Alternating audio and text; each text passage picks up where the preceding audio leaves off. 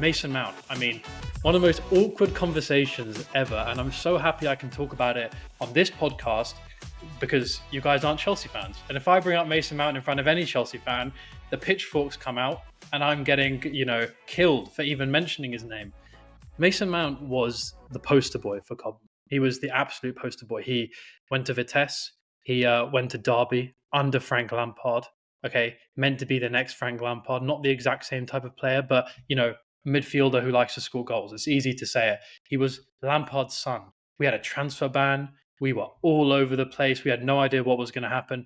And Mason Mount comes through and he is working so hard off the ball, winning the ball back, scoring goals, scoring in his first home game versus Leicester, stealing the ball of Wilfred Ndidi straight into the bottom corner. See, this is how much I remember it. Like that year, that's what probably has my such love for Cobham is that year with Frank Lampard. I saw all these talents and I was like, that's what football's about for me. I love seeing these young players come through with that connection. And Mason Mount was a staple of that. Even Reece James was my favorite player. I always preferred him to all the players. I just, he's so humble. He doesn't talk much. I always just liked him. But Mason Mount, if there was a poster boy, it was Mason Mount. And the way his career has gone is it's really sad. It's hard to talk about because he was so instrumental for us. He won back-to-back Player of the Years. He was exceptional in that Champions League run under Thomas Tuchel. He scored against Real Madrid to send us to the final. So if you're talking about Mason Mount at Chelsea,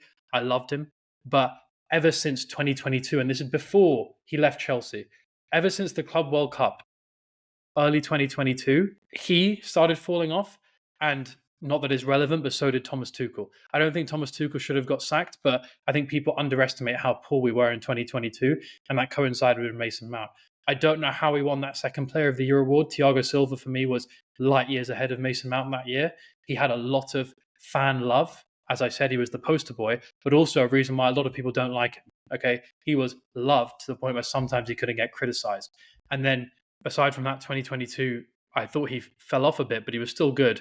2023-24, that season, 2022-23, sorry, Graham Potter, that season, that's where everything kind of just went wrong for Mason Mount.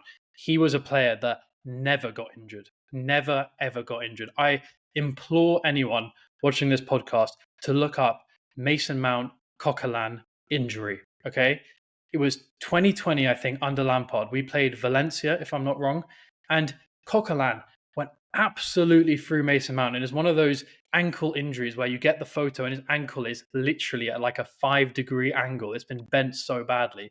And Mount came off and we were like, oh my God, he actually got injured. We thought he was made of rubber. Next game he's back. He's back immediately. And that's what he did. But suddenly everything changed. And we talk about injuries for Cobham. Mason Mount, what happened to him? He literally is made of glass for a player who previously could never get injured. And what happened that season? He got worse and worse, wasn't playing, has scored 1 goal in about 2 years. And at the end of it, you know what? I'm happy he went. Not just because clearly his career's gone downhill, but it wasn't worth the politics, the infighting for Chelsea fans.